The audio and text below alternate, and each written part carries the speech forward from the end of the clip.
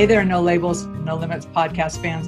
I want to tell you today, I'm very excited to talk to someone who I first met more than 20 years ago.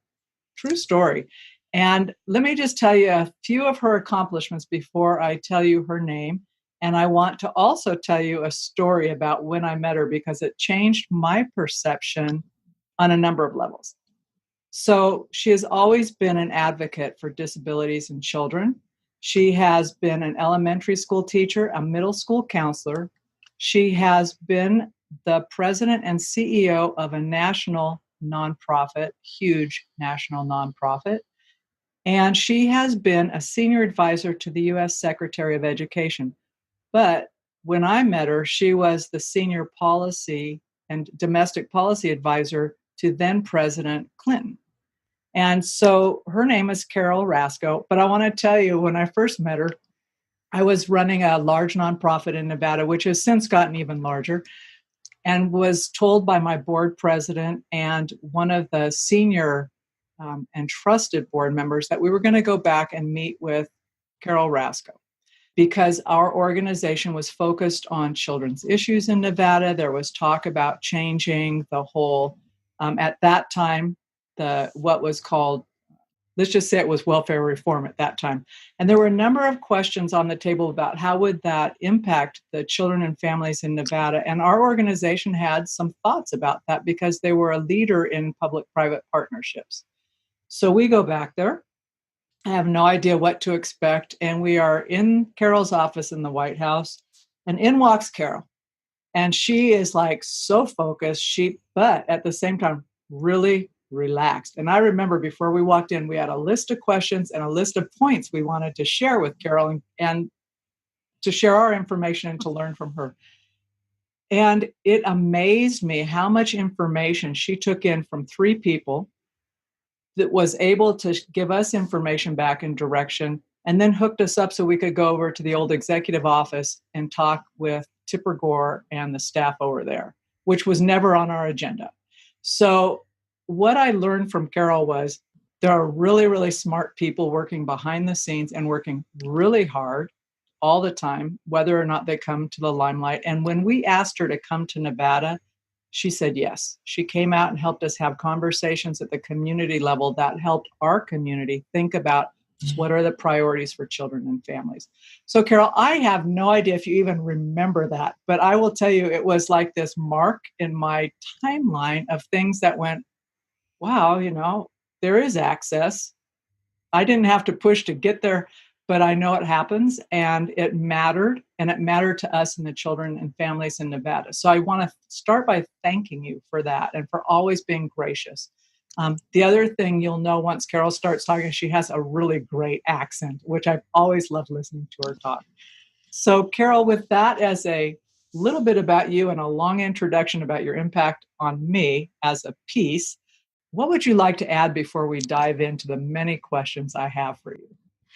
Well, let's start with the fact that this accent I have comes from being born in South Carolina, living there only a short period of time, but going back every summer. But then we moved to my father's home state of Arkansas.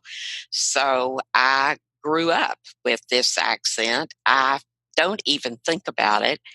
And you mentioned DC, and let me just tell you that one of my first experiences after going to DC is that a very large contributor and well-known person in DC, and probably a lot of your audience would know the name if I said it, which I will not. But he and his wife had a dinner party for me, and I could tell exactly what was happening because they wouldn't give the guest list to my staff, which is pretty traditional in Washington. And so I thought, they're trying to trip me up. And thank goodness I had already met most of those people, even if briefly. But when dinner was over, the host was walking me to the car and he said, "Now, Carol." And he was trying to put on his best accent because, quite frankly, he grew up in the South, as I did. He said, we have people here in D.C. to whom I can refer you to get rid of that accent. And I could not believe later that I came back with what I did, but it's important in DC to be able to come back and set your mark. And I said, first name, we have people in Little Rock that could help you get yours back. And with that, he never said another word about the accent. And I may have just lost part of your audience because they say, she's being a little brash, but you have to stand your ground. I was not about ready to take time to lose the accent. I love the way I talk. As I say, I don't even think about it. But with that, let me say that for people like me going into the position I did, organizations like what you were leading in Nevada, let me hand the compliments back, because we were always trying to get people to understand as we developed policy that it wasn't a matter of just setting something up for one silo, the old silo concept, or in buckets, or whatever you want to call it. We needed organizations that were going to recognize what we felt strongly about, that children are in the context of a family, whether it's their birth family or the neighborhood or the gang that they've become part of, and that we have to accept that and look at how we put the pieces together to make them all fit. So that will tell people a little bit about it. I will tell you, people were shocked that someone came to DC from a small state who did not go out of state to college and who did not have a PhD. Probably the most frequent question I was asked when I first went there, when I was being interviewed, or when people would get ready to come to meet with me, and you all did not, and I remembered that. They were eager to know why my PhD was not listed on my resume and where I got it and what it was in. And there is not one. There's a bachelor's and a master's and a lot of experience.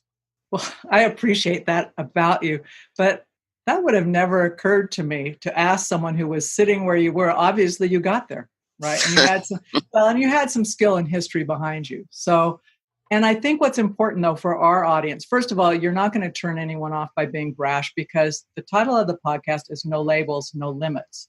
So people are tired of being labeled and limited either by age or accent or whatever. They have things to contribute. Right. So go for being brash and honest. That's always the best policy. The other thing is that there are a number of folks, and especially now, things have changed in the economy and also in how we connect and can learn now. And so PhDs, sometimes they're received in the School of Hard Knocks and a lot of experience without letters that go with it. That's right. Just a thought about that. Well, before we jump, I mean, that's a huge thing. Like, I met you, you're in the White House. But before that, I mean, you started out when you were an elementary teacher. Did you have plans, did you have a career path trajectory, or did things evolve and you followed what made sense to you? How did you move through? Well, I started out in drama because I love the arts and I love theater. And I wasn't so certain that I wanted to act.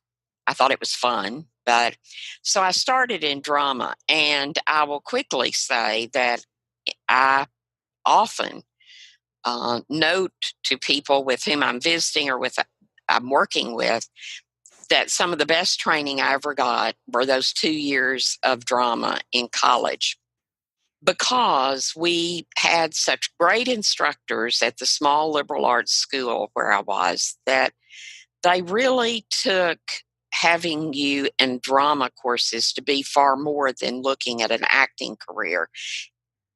But they had certain courses they had to teach, of course.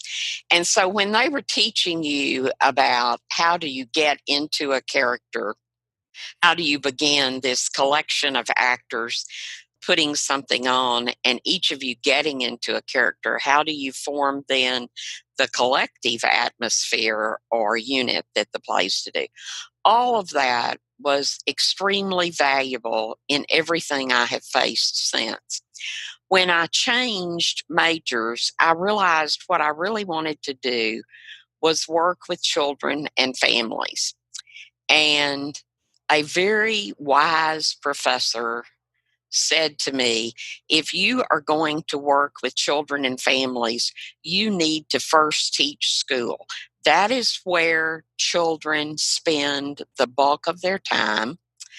That is where there is the intersection between the family and community. And Carol, you need a teaching degree. And so I took that person's word and have always been very glad that I did, or I think I would have been shocked at some of what I saw in classrooms. So I got that degree and did a double major in psychology to prepare for graduate school. And to be a counselor at that time in the schools, even though I knew I might do some private counseling, you had to have 2 years teaching experience. So I taught my 2 years, and then I went back to graduate school in counseling and got that degree, and then used the counseling degree for 1 year. And my surprise first child was born, a surprise child. And I'll be very honest, I was not going to have children. I wanted to work with them, but I was not going to have them. But a surprise came along, and he's been a great educator of his mother. And we'll get into some of that in a moment, I think you said. And then when I got ready and started thinking about going back to work, I had the opportunity to go into a policy role in the governor's office for Governor Clinton. And that really helped bring together all those pieces I had done before, including my son's first 6, 7 years of life and all that I learned then. So the movement into policy, I kind of followed the lead. The path before that, I had kind of made up my mind how I was going to do it. Well, I think what's interesting, and you mentioned that your son was actually a teacher, continues to be a teacher for you. Why don't you share a little bit about your son? Because I think that will frame also people's ability to understand how deeply you know what the issues and concerns of families are, especially when it comes around to challenges that you and your son and family have faced. Hampton Rasco was born 45 years ago, and he came when they had predicted he would. But Hamp was born under 5 pounds, and basically, we were told as his parents, we don't know if he'll make it through the first day or two. If we can have him in the situation where he makes it the first 6 weeks, the chances are very good he will survive. But we have no idea what kind of brain damage or other damage may have been done. And my parents were there at the time. My father's a pharmacist in a small town. He's used to being with families when they get that kind of news and working with them. So, with that, my parents and I looked at each other and said, okay, we're going to do whatever it takes here. Unfortunately, my son's father had a very, very difficult time. And I understood that because I knew him and his family. We grew up in the same town. And even though his father was from a medical family, he had a very difficult time with it. So it was kind of Carol and her parents that primarily pushed ahead at that point. Hamp made it. He stayed in the hospital intensive care nursery for 3 weeks, pulled out his own tubes, and started feeding, which they weren't even sure he was going to be able to do. And I guess the best thing to say is that was before we had infant intervention programs. Fortunately, they came along within 2 years. But I knew enough from my graduate work in counseling and childhood development to know that we couldn't wait until there was a program. We had to start figuring out things to do. And so as I chose the doctors we went to, I would say to them, I'm not coming to you as an orthopedic surgeon because we know he's going to need help. He's been labeled cerebral palsy. I'm coming to you because I want you to be a partner in a program that we're going to put together for him until we get some pediatric therapists around. We didn't even have a pediatric orthopedic person then, but I learned in calling around, not many states did. So we started. And I'll never forget the day the orthopedic surgeon looked at me and said, okay, my part of the partnership, piece of advice one, every time you change this child's diaper, you move every joint that is supposed to be movable, and you move it every direction that it will move without harming him. I thought, okay. And I looked at him and I said, can you tell me the relationship between moving the joints and urination? He said, he just died laughing. He said, no, I've been thinking hard what kind of gauge I could tell you because it is very important we keep his range of motion. He said, and it hit me, the thing you're going to do most frequently is change his diaper. So that's when you ought to do this range of motion business. Therapist I later had said they were thrilled to have that piece of advice. It was one of the best pieces of advice they'd ever heard. So that was kind of the first eye opener for me that this was going to be much like the creativity course I took in college as an elective, where they were really trying to get us to think outside the box. That was kind of a new term back then. And that's what that orthopedic surgeon did for me. And I'll tell you, therapist, once we got pediatric therapists, pediatric orthopedic surgeons, they were all amazed that a HAMP's range of motion was so good. So it's just one of those examples where you start working together, and he really thought about it, and he realized that was the most important thing we needed to do from his field's perspective, and we did it.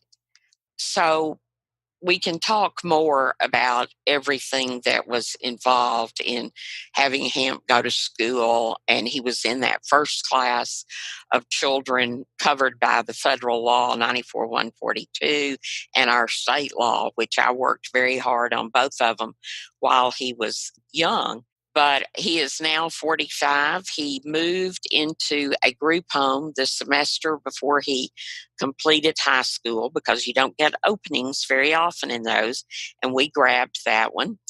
He has worked in state government in 3 different departments, and a few years ago looked at me and said, I'm ready for a break from working in the state agencies and doing the mail. I like it a lot, but I'm ready for a break.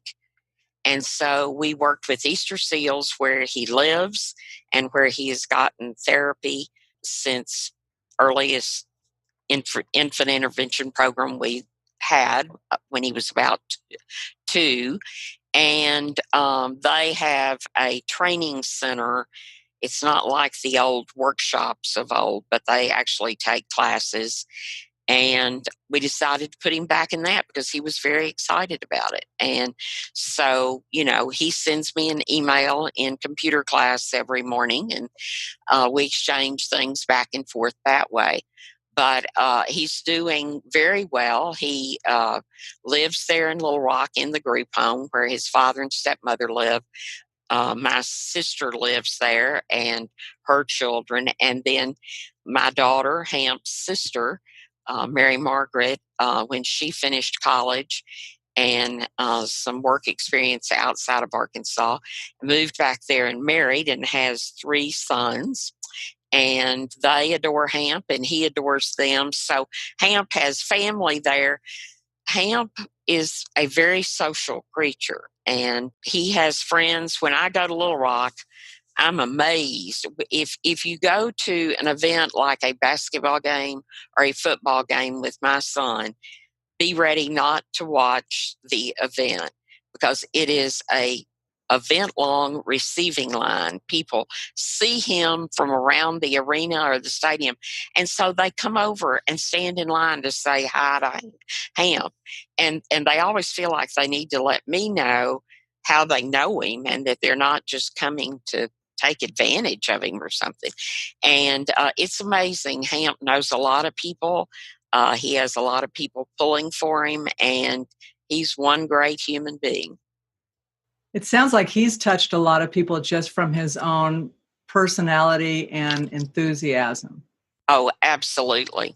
Carol, when you got that news, or when you were first starting to deal with the doctor who didn't know but was willing to go into and kind of have questions like, how might we approach this?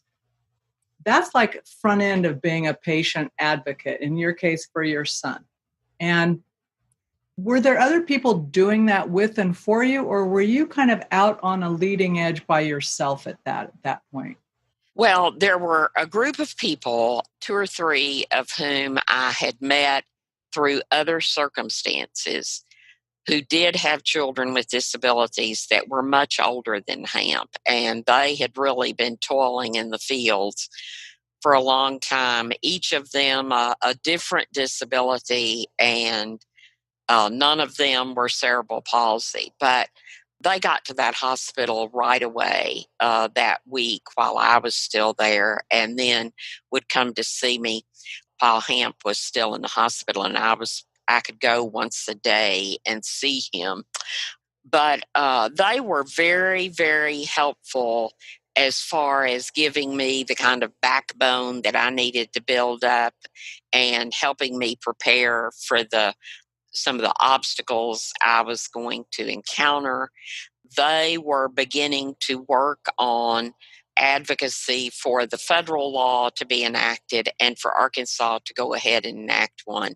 And so we became a team. And, I joined this team already in place. They couldn't help so much with the questions I should be asking. For example, none of their children were going to need physical modifications of any kind like Hamp would. Some of theirs were older, and one lady had actually sent her deaf child off to a private school out of state because she was getting absolutely nowhere and knew she didn't have time to waste. But to her credit, she continued to work in state also for children that were going to come along. So one of the things we did besides our legislative advocacy, which was really my first time to get that active in government, and it had been their first. And fortunately, we had governors that were then very amenable to working with us. Dale Bumpers, David Pryor, who went on to become U.S. senators for Arkansas, and senators that made a difference for the country. So they were good in being patient with us. Let me give you a quick example of one thing we did. We realized that Arkansas did not have the money to really do the kind of even preliminary introductory work on disability that some of these regular classroom teachers were going to need when the new laws took place. And we knew that there would be some children with disabilities that were in their classrooms part of the day and going to resource rooms the other. And nobody was doing anything. So we put ourselves together and we got a little money from here, there, and I don't know where. We didn't have time to write grants really because this was getting ready to go into effect in less than a year.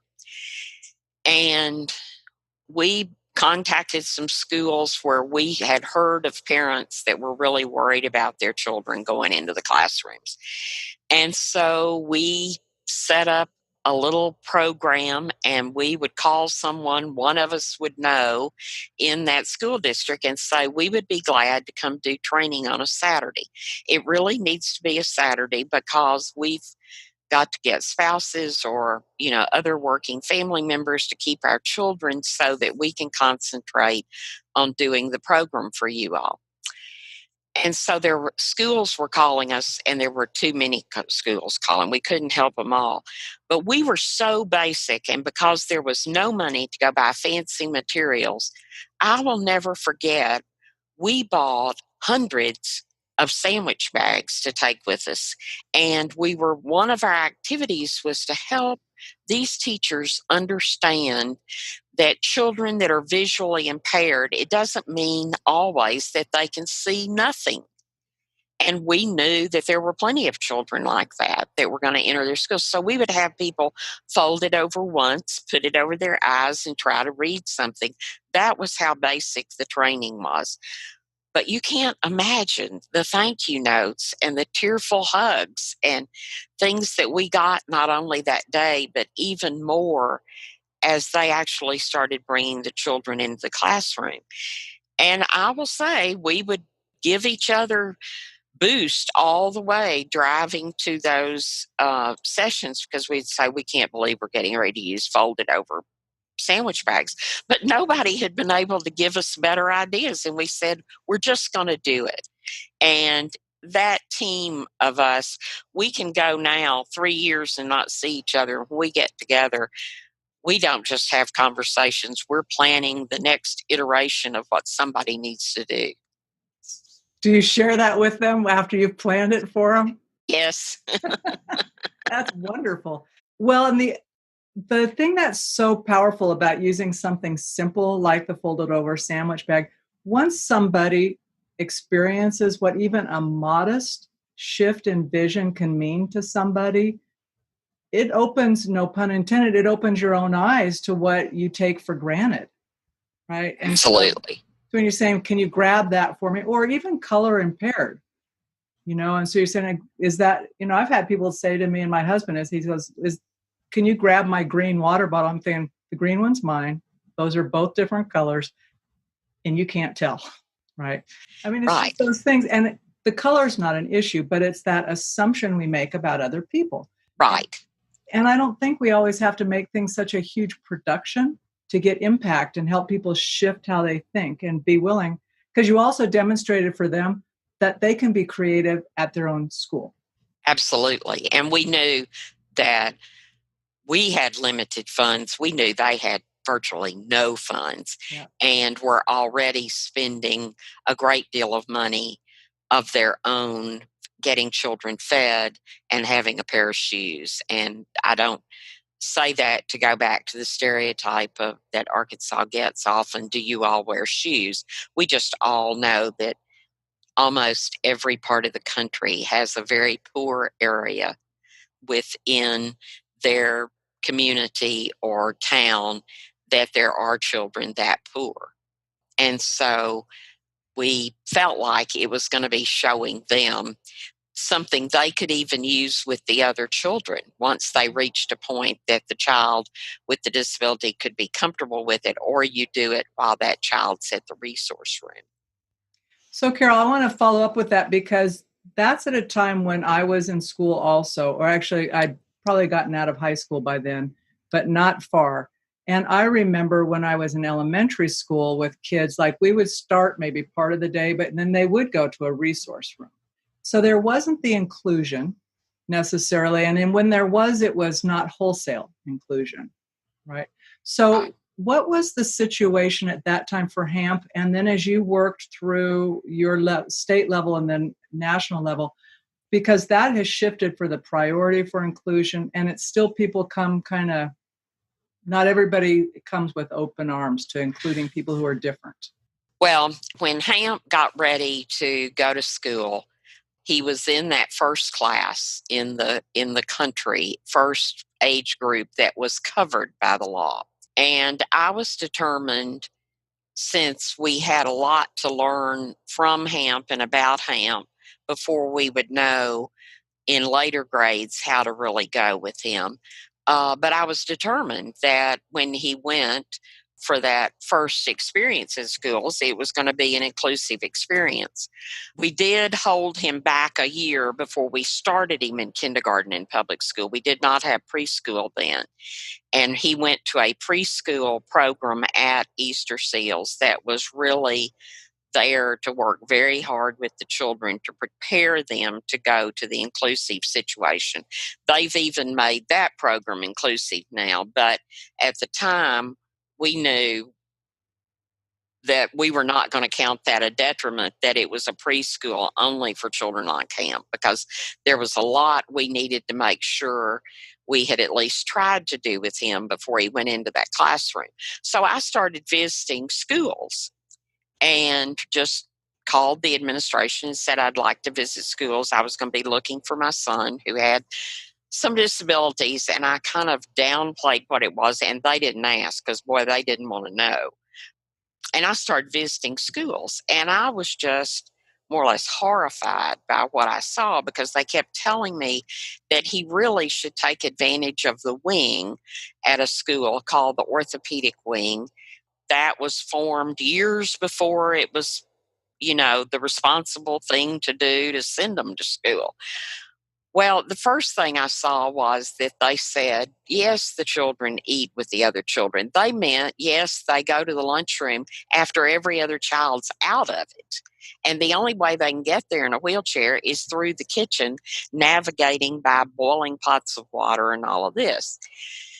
So that was the orthopedic wing. Then I visited the therapy program there, and the therapist never stood up. My first question when I left, I asked someone if he had a disability. I thought maybe he couldn't stand up. No, he just sat there. And every child that came in walked the bars, which is a common therapeutic tool, but he never raised or lowered the bar depending on their height or what they could do. And I asked him about that, and he said, no, I figure most of them can learn to adapt. I thought, oh, this is, we'd had some incredible therapists by that point. So I knew when we went to our first meeting to start talking that would end up in an IEP that we were probably in for a good time. Well, we went, my husband and I, and there were 15 people in the room. And so the head of special ed for the school district, said she would like to get started and just kind of plunged into stuff. And I said, excuse me, you're 15 people that apparently are going to influence my son. I'd like to know your name and what you do, just so we can truly be a team. They were so offended, but we worked it through, and some of them became my very good friends. And I could begin to see that, as too often happens, it was the top. It was the superintendent that was basically holding it all back. And we went through agony. Now, things improved when I put the word out, the name of the person that was serving as my advisor in all this. And it was a young woman who had moved to Little Rock with her husband, who was going to teach in the law school. She is a lawyer, and she was working for legal aid. But I knew from meeting her personally, and we'd had dinner several times, her graduate work was she did her capstone project on the closure of Pennhurst, the big institution in the Northeast that was closed because it was so inappropriate. Well, they knew who she was, and there was a noticeable shift, even though she was not going to the meetings with me, when they heard that she was serving as my advisor, because they were scared to death of her. They knew her reputation. And she and I would laugh our heads off when I would go home and tell her the kinds of things they were beginning to shift on. But it's very interesting because when that superintendent left and the new one came, and by then we had settled into school, the day his resignation was announced, there was a knock at my door. And I went to the door, and there was the special ed supervisor, and she was in tears. And we had become friends at that. Well, I couldn't figure out what it was. And I invited her in, and she said, I just had to come tell you they've announced the superintendent has resigned and he is leaving. And she said, what I could never tell you while he was here is he let us know to do what we had to do to stay within the bounds of the law, but no more for you. And she said, life's going to get easier because they've known he was going to resign, and we know who's coming in. And I think it's going to be much better, Ms. Rasco.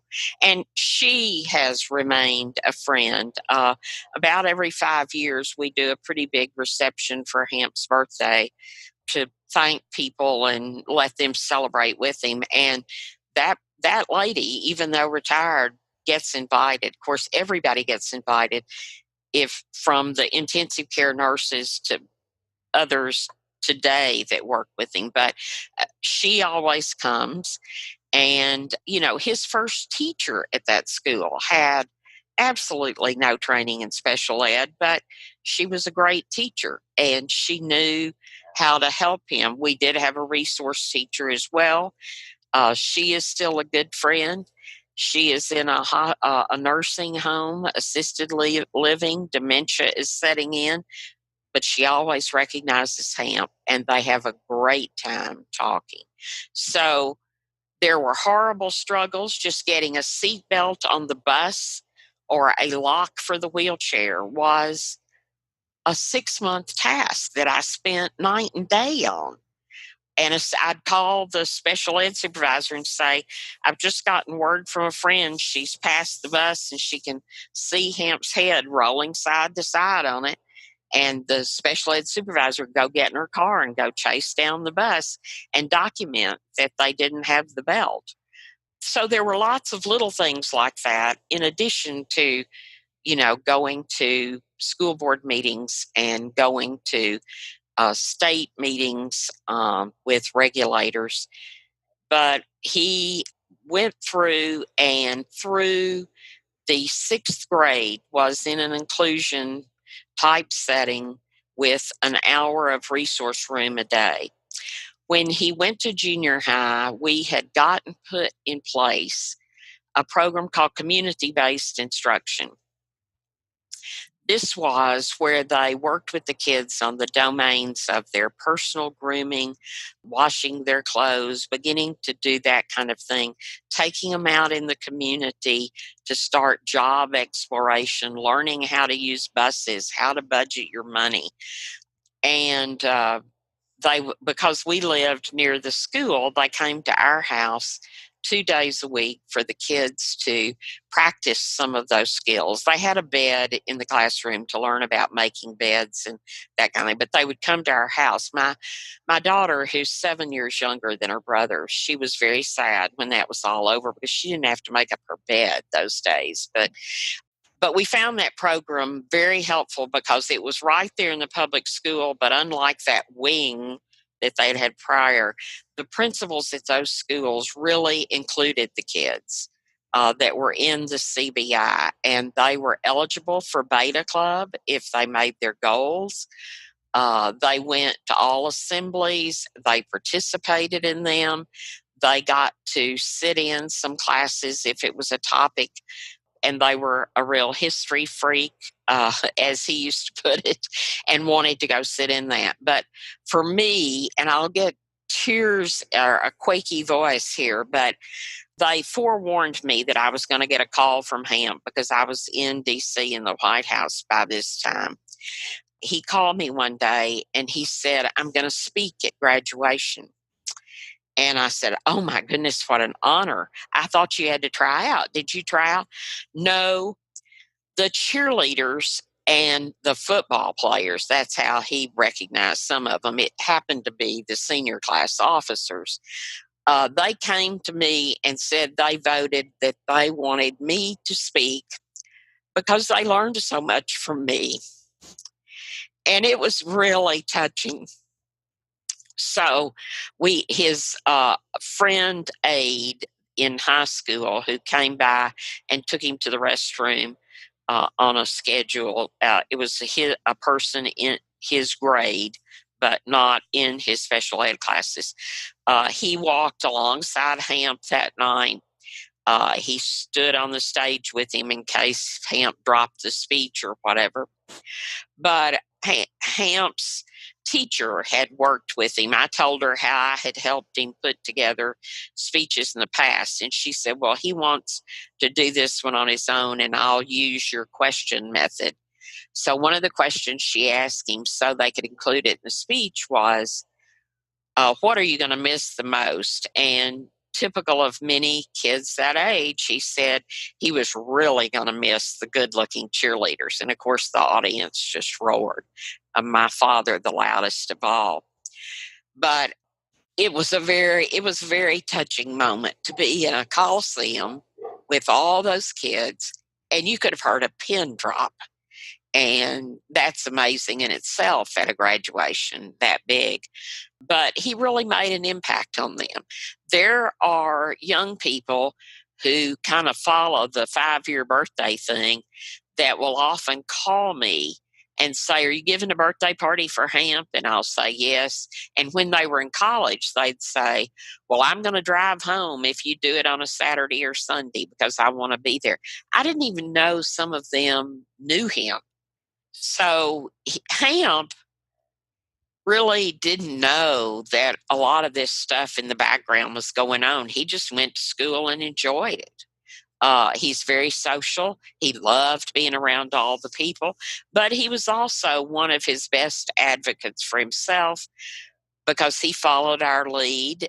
He was very amenable about things, but about the third day in a row at the workplace, if the regular aide that was to come by and help him navigate the bathroom didn't come, he'd go call the president of the private nonprofit group that provided the aides and say, "My aide didn't come in."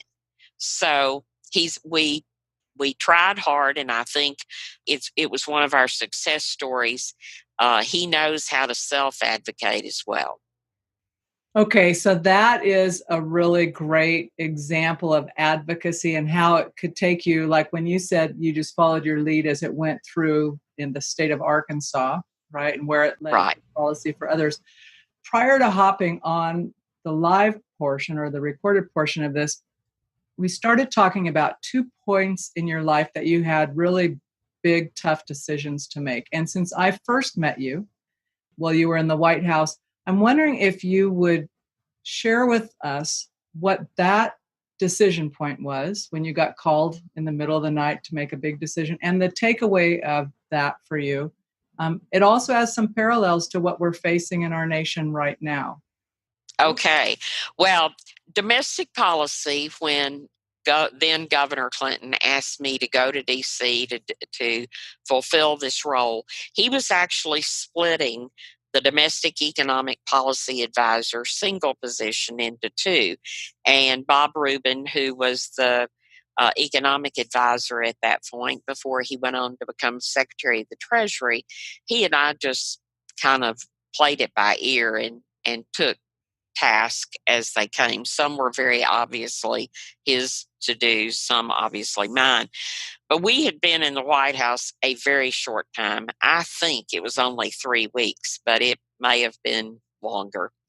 A call came at 2 a.m. in the morning that a car was on the way to pick me up to come to the White House to the Situation Room, which I'd never been in at that point. I didn't need to have been in it at that point.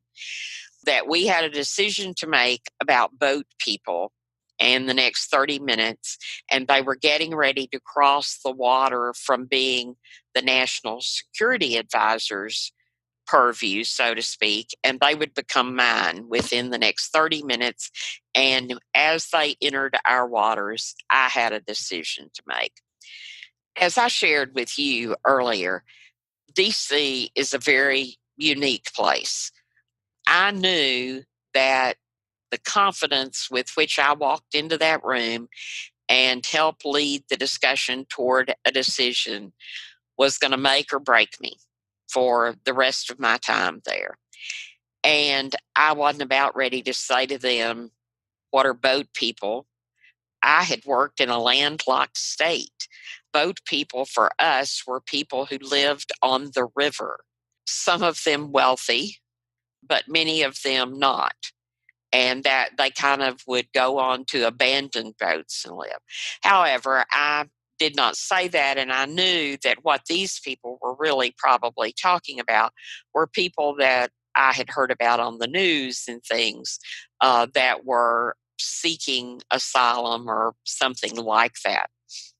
So I said to them, I assume you have briefing materials that are coming out in the car, and the brief time it takes to get there, I will be able to look at those. They said yes. And of course, when I got there and the room full of military and national security people was, there were probably 12 people sitting there. They'd probably been studying this all night, but that was their job. And then if the people crossed the line in the water to where it would be domestic, that's when they called me. And I looked at the stuff going in and I thought, this is going to be interesting because I think I know the one choice we have out of the three they give here. But they made their presentation very quickly, and I asked a few questions, and I said, it appears to me the decision to be made is option, and I don't remember if this was first, second, or third in the briefing memo, but it is one that will keep us from having to set a precedent of accepting every boat that comes this particular route. But it gives us the best assurance that when these people board the plane that Mexico is willing to provide and fly back to their country, that they are not going to have their lives taken immediately. And they said, we believe that is the case. And so I said, let's move. And they said, you're the one that's worked with the president. I mean, this was very, very early in the administration. Do you feel it's something you need to discuss with him? And I said, no. I felt that confident about it. I look back on it now and think I must have had lots of good information in front of me that I didn't even feel I needed to discuss it with him. But I did not feel I needed to at all. I felt like just from having been there 3 weeks, we were going to have so many issues that were weightier and that it was really going to fall to me to make some decisions like that. But that really was one of the toughest in the sense that there were human lives on the line. And I knew that from what I was reading. So it was a night to remember.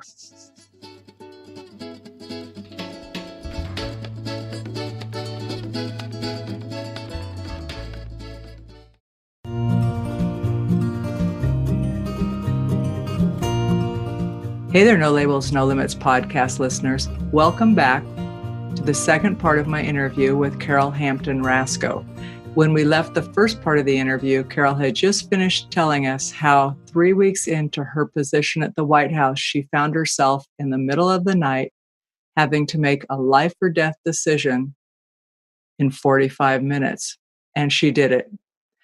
So join me again as we finish our discussion with Carol.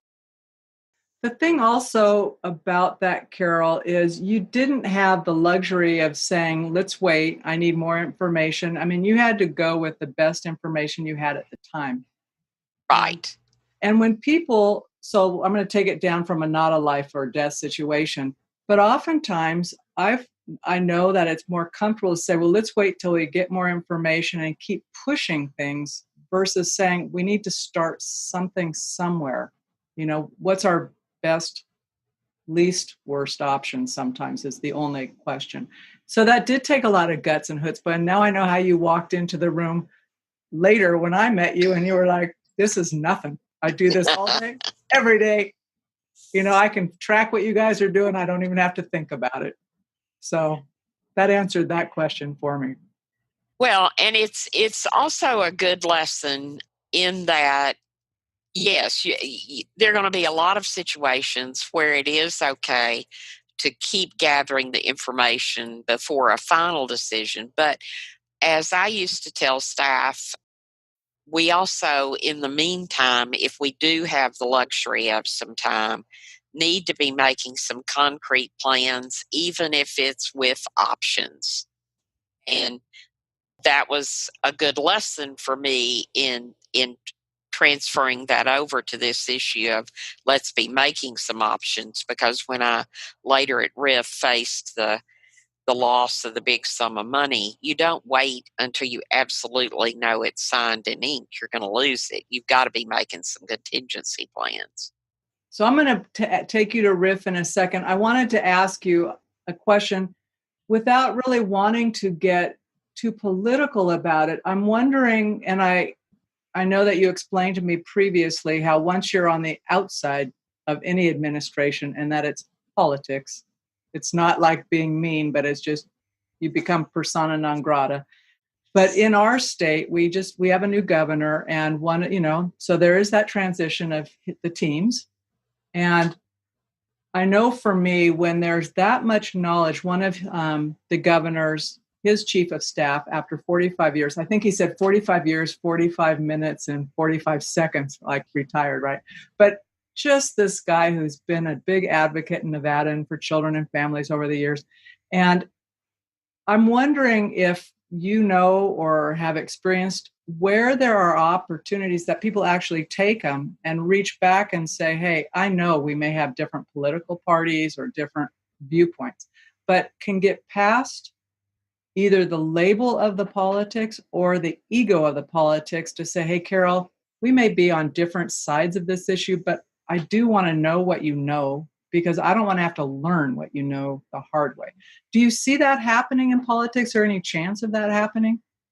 Well, I've certainly seen it in the past, but as of right now, with what I see in states that I know much about at all, or at the national level, it's not there to the degree it was when we were in office. And I don't want to sound like I'm singing that song, it's so much worse now, and they're not calling on us. I mean, it's not, are they calling on me, but do I see them calling on other people? And I've had that discussion with Dale Bumpers before he passed away, and I've had that discussion with David Pryor, both of whom had been governors in Arkansas and had wonderful administrations, and then, were senators. And personally, I think one reason they both ended up leaving the Senate and not running for one more term was that both the loss of collegiality and the ability to learn from one another, regardless of the political labels within the body they were serving, but also what they saw happening along those lines outside just the Senate. And I think it's very sad. And I know how much I learned from calling on people that had served in previous administrations in varying roles, but especially in topic areas that we were working on. There was no one precisely that had my position, but some of the people that had the economic domestic policy, Bob Rubin and I would meet with them together some. But in particular, calling on people that maybe had top positions in HHS back when that was Health and Human Services and not Homeland Security, and people that had worked in the environmental field or had worked in immigration, those kinds of things. Calling on people that have had lead roles in that at the White House or in agencies, I don't know how I would have done it without them. And I don't know what people do now because you don't hear at all that there's that much of that kind of thing going on. No, but I do hear people questioning it, and in meetings I've been in where people will say, well, how come so and so or this agency is not doing that? But I mean, some of the questions are very good questions, but they're not asked in a public forum because the person asking them, because they're an employee of a governmental agency, would be seen as out of line with that administration. Right. Right. I mean, it's self-limiting behavior that doesn't serve, but there are brilliant people in places to learn from. And sometimes we just have to figure out who's the best person next down the ladder that has that background and can go in there and really help and or make themselves available. And the other key thing you have to do, the games we all play, but sometimes that's how we get done what's needed. And if that's what I had to do when Hamp was growing up, I can play the games with the best of them. sometimes you have to find out who is a key supporter of the governor, of the president, or that is a key supporter that is well known by the person that needs to hear from someone. And you have to get that person to make the introduction and go to the meeting and be there as things get started. And, I think of a woman that worked in the second George Bush administration, and a mutual friend that brought us together. And we just decided that since we both were not on people's radar, I could walk in a restaurant and most people didn't know who I was. And she could do the same.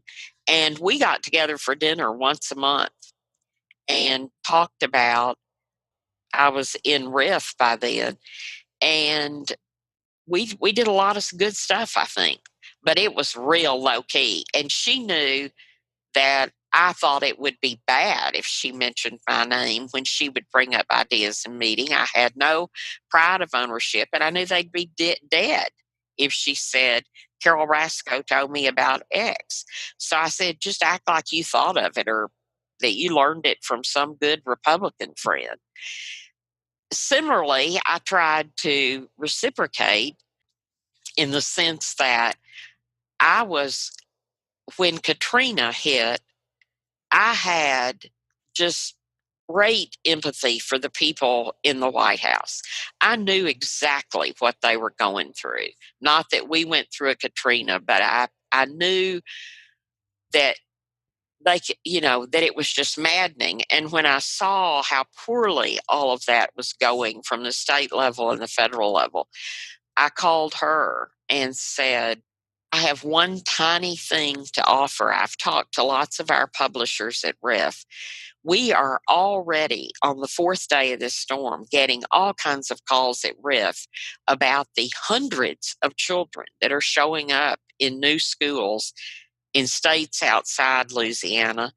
And these people have RIF distributions coming up. And these RIF folks, they love RIF and they want every child to get those books. And they're asking me, what in the world do we do? And I said, I've talked to the publishers and they're ready to drop ship books in there overnight. But I really want you all to get the credit for working with us because it's at least one small measure that will show a human side of trying to meet the needs of these kids in these schools that are going to school and they don't even have a change of clothes. They had to leave so quick with their families. And will at the same time make a big deal about sending books to the Superdome. And so we did. She and I stayed in the background. We neither one went to the presentation or any of that. But, they needed a win. They needed a win badly. So we learn how to begin to help each other on those kinds of things.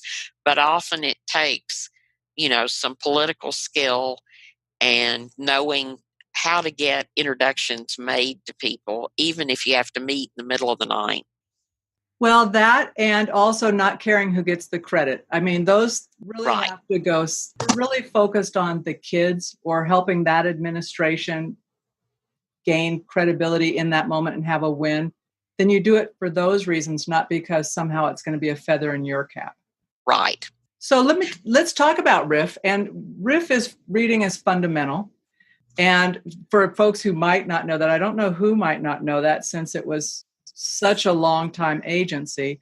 But Carol, going and running a national organization, even with all of your experience, right, and handling things, that's a different role. You're now the president and CEO of a national nonprofit organization, which you grew to be even bigger. Can you talk a little bit about that journey and then also when you had your crucible moments there as well and what that meant for you? Well, it was certainly the probably the happiest job in many senses that I've ever walked into. Just the early going because RIF was so well loved around the country.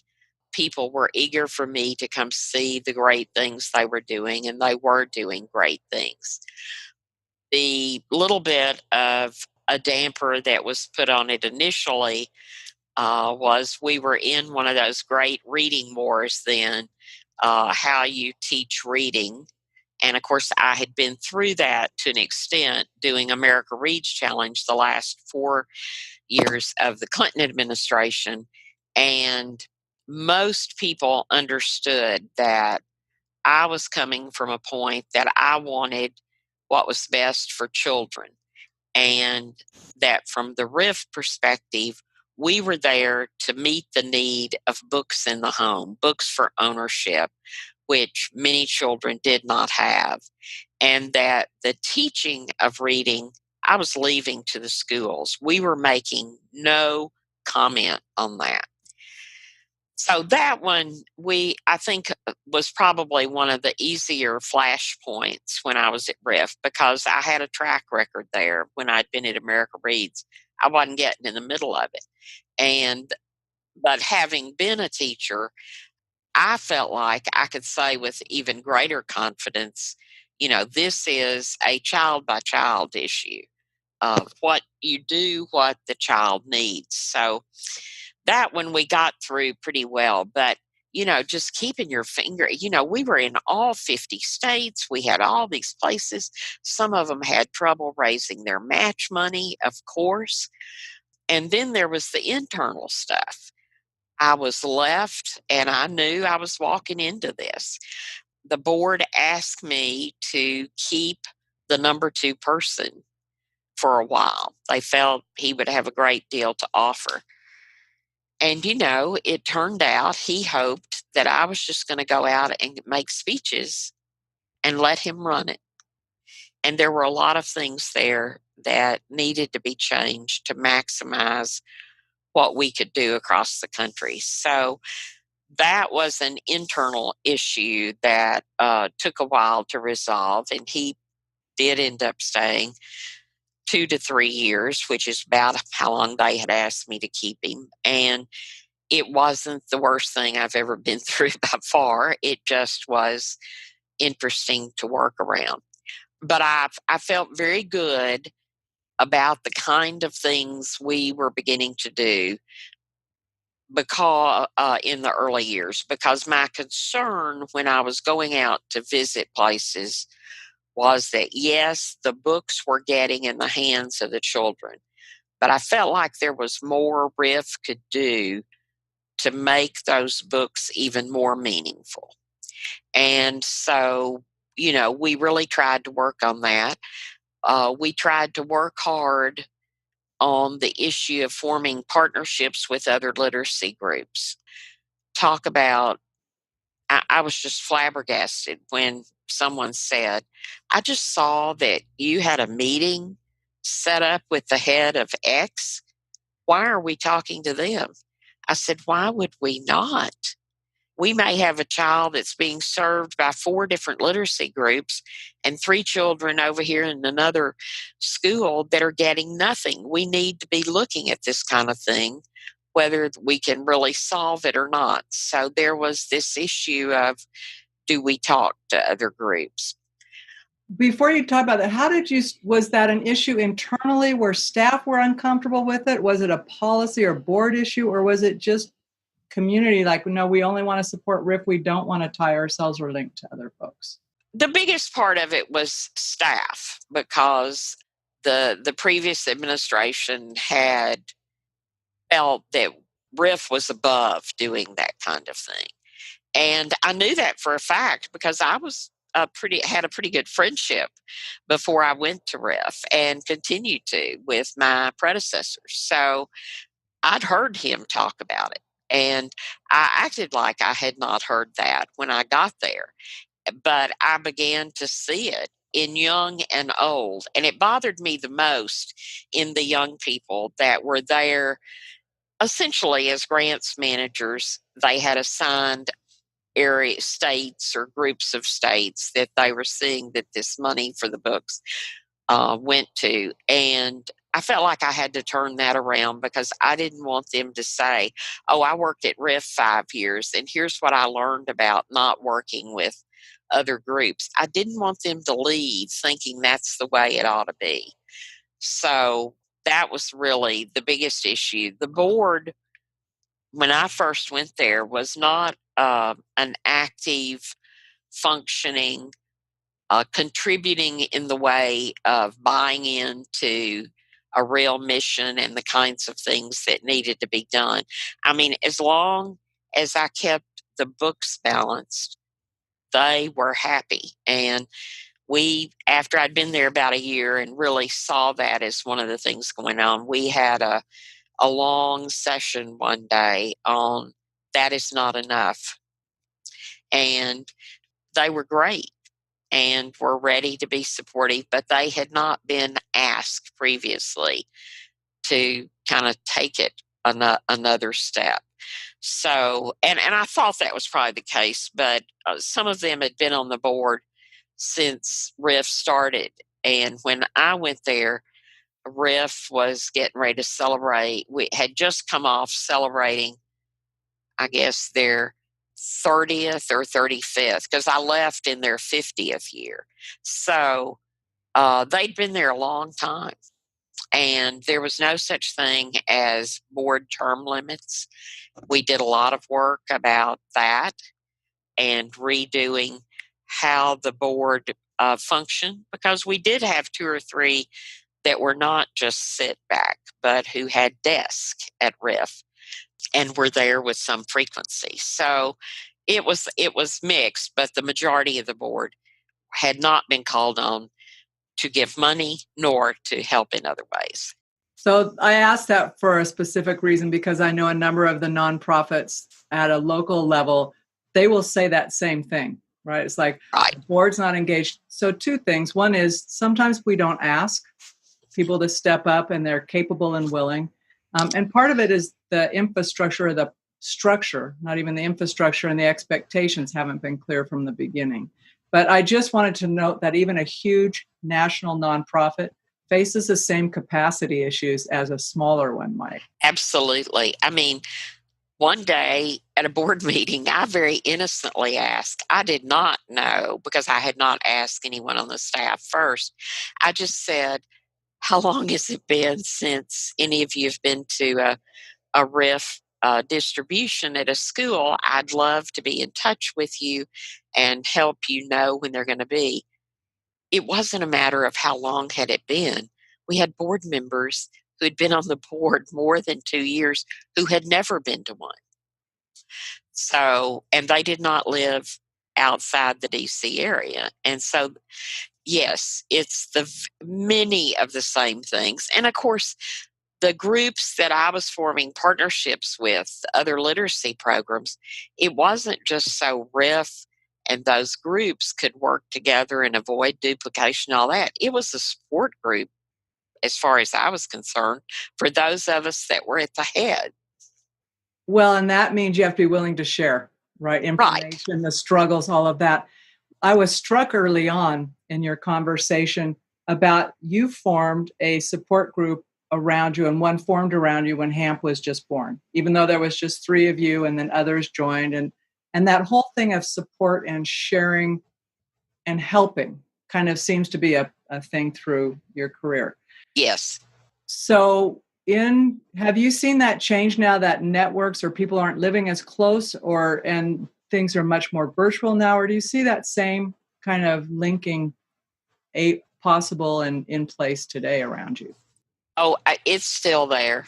I haven't formed one yet about retirement because most people thought when I retired in September of 2016 that I probably was going to collapse and not know what to do. People have been floored that I can still function. I am not on any committee, any board.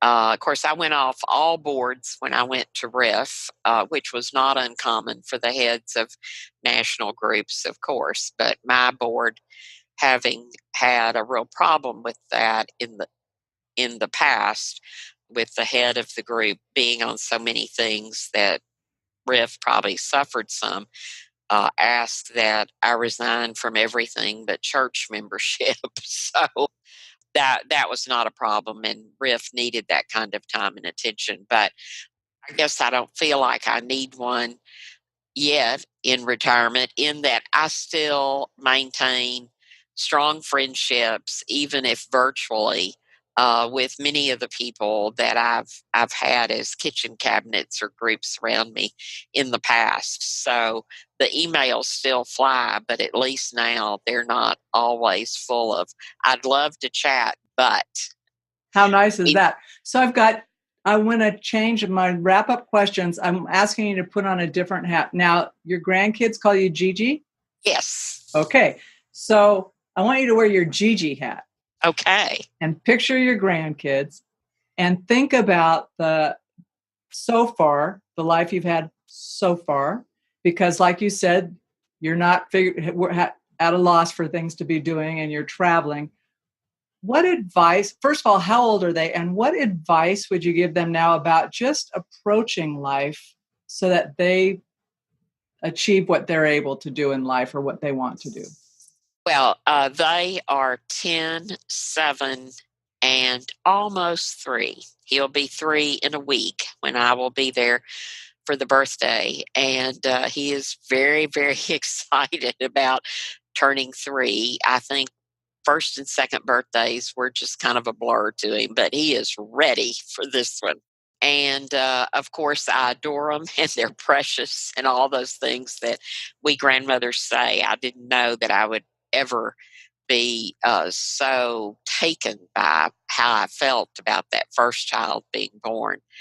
The one that he was barely brought into his mother's arms for the first time, and she was handing him to me saying, I saw a book in your purse, you're ready to read to him, because I was at Riff then. So we're in her room where he was born, and I'm reading to that child when he's an hour and a half old. So we continued that with each of them. Well, what I really have tried to do more than anything so far is what my grandparents did for me. They were such a key part of my life. We lived on the same block, but they traveled a lot, so it wasn't like they were there every day. But I would say, looking back, my grandmother did the two big things she did for me and for my sisters. She and my grandfather gave us experiences that were just incredible. My parents did as well, but my grandparents, because they loved to travel, they would take two of us at a time. They never took all three girls at one time. I think they were brave to take two. But my grandfather was the quiet one, but very, very observing. But on the trips, he was primarily the driver, and he would come out with things only every once in a while, advice or how to look at something. But my grandmother's, I think her probably overarching goal in those experiences was to have us girls see that there are a lot of different types of people and ways in this world. There are many, many different ways to do things, and that you have to be willing to try them.